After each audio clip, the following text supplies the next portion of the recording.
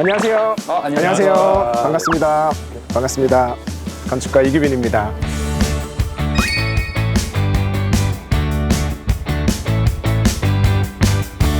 오늘 이렇게 날도 추운데 함께 건축 기행을 하시게 됐는데 네. 두 분 혹시 어떤 관계신지? 저는 디지털 기획파트 김주민 전임. 저는 은평사업부 지원교육팀의 강수인 전임입니다.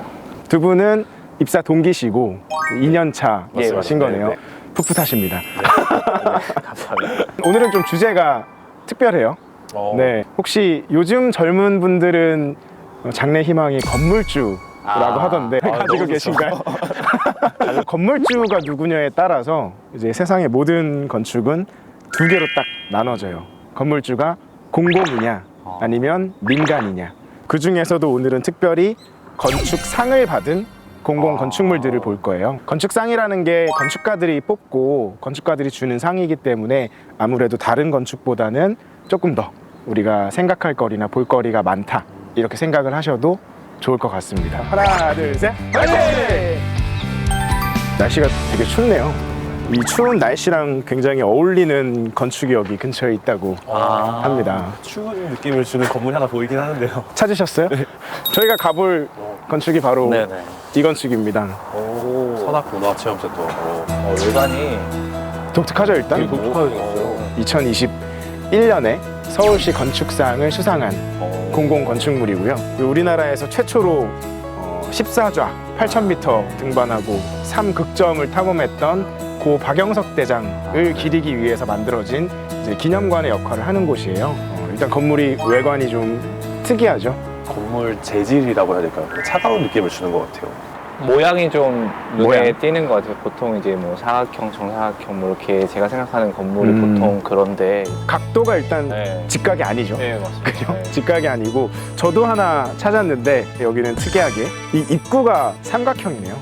제가 봤을 때 그냥 돌인데 건축할 때 이 재료들을 어떻게 쌓아 올렸을지가 너무 궁금한데요. 이 재료가 사실 콘크리트예요. 아. 네, 흔히 말하는 노출 콘크리트. 이 노출 콘크리트는 표면 질감이 좀 독특해요. 근데 보통은 노출 콘크리트는 반질반질한 코팅된 합판을 사용해요. 네네. 깨끗한 면을 위해서. 네. 근데 이 산악문화체험센터는 의도적으로 건축가가 거칠거칠한 표면이 있는 거푸집을 사용을 했어요. 가까이서 보니까 더 진짜 돌 같지 않으세요? 진짜 무슨 암벽, 정말 그런 암석 같고, 오리엔티드 스트랜드라고 해서 이 나무 조각들을 하나하나의 가닥들을 이제 방향을 맞춰가지고 붙였다. 흔하진 않아요. 저는 처음 봤어요. 이걸 거푸집으로 사용한 노출 콘크리트는 처음 봤어요. 국내에서도 국외에서도 본 적은 아직 없었던 것 같아요. 박영석 대장이 실종됐던 그 안나푸르나 산을 형상화한 건데, 그런 진짜 산이나 암벽의 모습처럼 시간이 지나면서 때도 타고 색깔도 약간 거뭇거뭇해지고 이런 자연스러운 변화를 추구하다 보니까 이런 노출된 표면을 거칠게 하면 그게 가능하겠다라고 해서 일부러 건축가가 이런 표면을 만들었다고 합니다.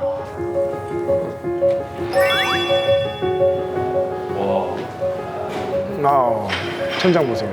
저기가 먼저 보이네요. 네. 천장이 특이한 각도랑 모양으로. 그리고 저 위에 있는 저 이렇게 삐뚤빼뚤한 모양의 천창, 그러니까 우리가 스카이라이트라고 하는데 하늘에서 빛이 들어오는 네. 창이잖아요. 네네. 8,000m 14좌 이런 높은 산들은 이제 꼭대기에 가면은 만년설이 있고 굉장히 깊은 구덩이 같은 거죠. 암벽 사이에 생기는 그 크레바스를 연상하면서 만들었다고 해요. 깊은 암벽 사이에 틈을 통해서 떨어지는 빛, 그리고 그 밑에 있는 거대한 공간, 이런 것들을 이 안에다 구현을 해놓은 거죠.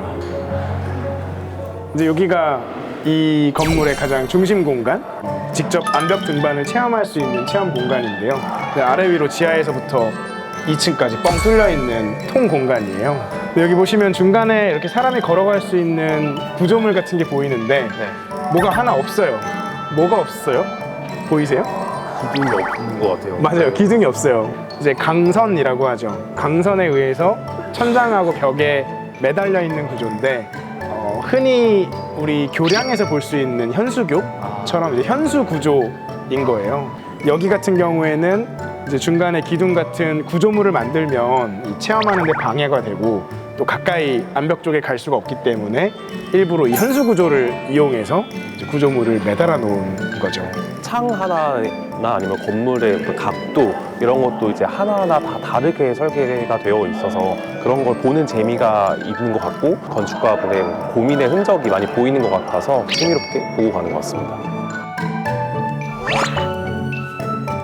공기가 좀 좋아지지 않았어요? 좀 따뜻해지고 네. 상쾌한 느낌이 더 드는 것 같습니다. 이 근처에 또 산이 있어가지고 좀 공기가 맑은 것 같은데 평소에 도서관 자주 가세요? 도서관이요? 네.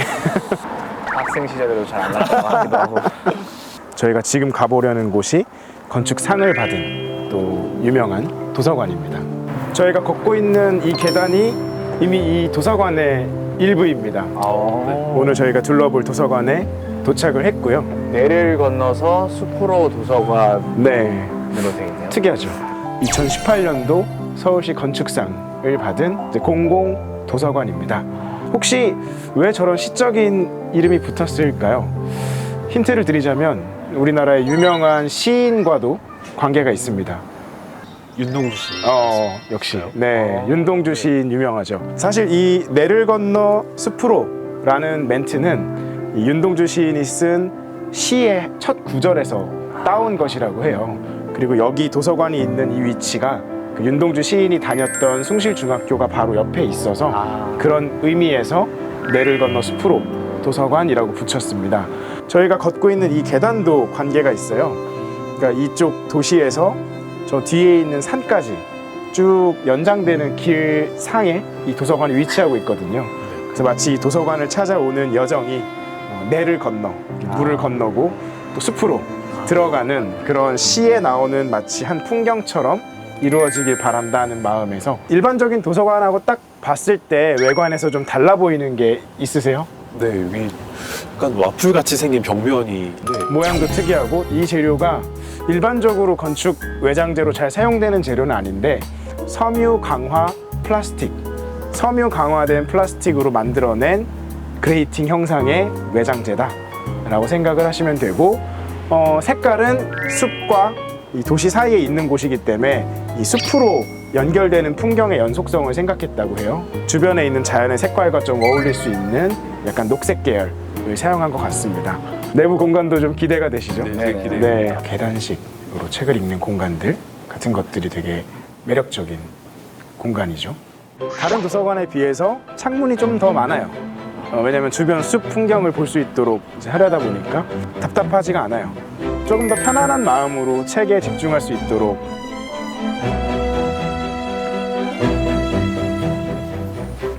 여기서는 천장이 꽤 높았는데 급격하게 천장이 떨어져요. 그래서 거의 이쯤 오면은 사람 손이 닿을 정도? 일부러 이런 모양을 가짜로 만든 게 아니고 건물의 옥상이 실제로 저쪽 숲에 가서는 사람이 진입할 수 있는 높이가 돼요. 그러다 보니 그걸 활용해서 건축가는 위에 공연장을 만들었고 그 공연장의 객석 스탠드 모양대로 실내 천장이 이렇게 기울어지게 된 거예요. 일부러 이런 모양을 연출한 게 아니라 이 지형과 건물의 기능에 따라서 이런 지붕이 실내까지도 이제 영향을 미치게 된 거죠. 그래서 밑에가 다 보이죠, 여기서.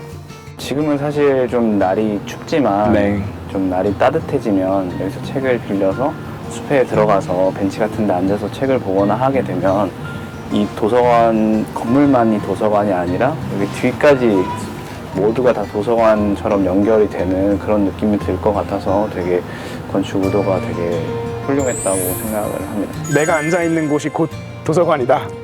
이보다 더 멋진 도서관이 없겠네요, 정말로. 저희가 지금 찾아가는 공공건축은 여러 공공건축 중에서도 유난히 조금 더 특별합니다. 원래는 사람들이 함부로 갈 수 없는 곳이었는데 완전히 그 성격이 바뀌어서 이제는 누구나 갈 수 있는 건축으로 재탄생한 곳이에요. 근데 여기가 바로 인왕산 초소책방.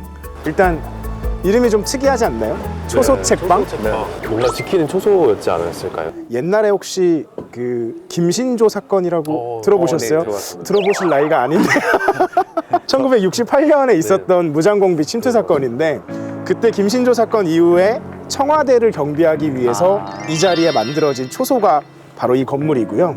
아주 오랜 시간 초소로 정말 쓰일 때에는 여기가 높은 담장으로 막혀 있었다고 해요. 그리고 여기도 일반인들이 다닐 수가 없는 곳이었고, 근데 2018년에 이 초소가 더 이상 용도가 없어지면서 이 건물을 폐쇄하거나 철거한 게 아니라 용도를 바꿔서 사람들이 사용하는 건물로 이제 돌려주겠다 해서 지금과 같은 초소책방이란 이름으로 바뀌게 된 거고요. 그래서 2021년 서울시 건축상을 받은 공공건축이 되었습니다.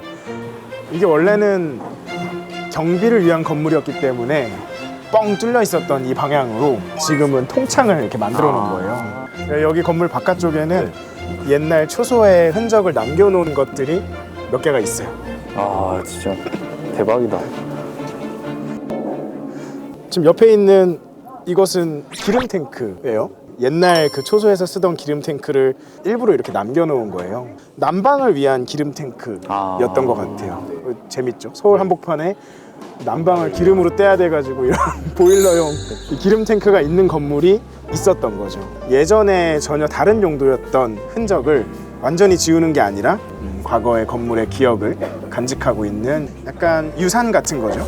재미있죠. 이제 초소로 쓰일 때도 1층, 2층, 2층짜리 건물이었는데 2층에 올라가시면 더 탁 트인 시원한 뷰를 보실 수가 있어요. 여기가 이제 책방의 사실 메인 공간으로 계획된 곳이에요. 이 산을 이렇게 바라보면서 책도 읽고 이제 이야기도 나누고 할 수 있게 만들어진 곳이고, 바깥으로 한번 나가 보겠습니다.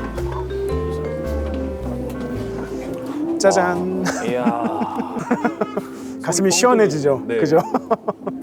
여기가 아마 여기 초소책방에서 가장 유명한 명소 자리인 것 같아요. 이당산에서 보는 우리 광화문, 종로 광화문 뷰가 아주 너무 멋지고 좋아서 탁 트이는 뷰를 보여주셔가지고 너무 감사하고 너무 지금 아주 시원하고 좋습니다. 지금은 여기서 뭐 커피도 마시고 친구들이랑 이야기도 할 수 있는 너무 멋진 장소인데, 사실 초소였을 때는 여기가 어쩌면 저격수들이 있는 좀 긴장감 있는 장소였을 수도 있어요. 건축이나 공간의 힘이라는 게 그런 게 재밌는 것 같아요. 그러니까 원래 쓰였던 용도와 또 전혀 다른 사람들이 어쩌면 더 잘 쓸 수 있는 공간을 그렇게 만들 수 있는 힘이 건축에는 있더라, 이런 생각을 여기서는 많이 하게 됩니다. 오늘 세 곳을 다니면서 건축가님과 같이 이제 설명 들으면서 보니까 건축가가 다 의도한 뜻이 있고 그런 게 잘 녹아질 때 우리가 이제 사용하는 입장에서 되게 의미 있고 또 앞으로도 건축에 좀 흥미를 가지는 시간이 된 것 같습니다. 건축 모양이 막 엄청 이쁘거나 막 그렇다고 느끼진 못했는데, 이렇게 건축에도 이야기가 숨겨져 있고 그걸 이렇게 건축가님한테 얘기를 또 듣고 나니까 더 건축이 더 재밌어 보이는 것 같아서 다음에도 꼭 한 번 더 이런 기회가 있으면 참여를 해보고 싶습니다.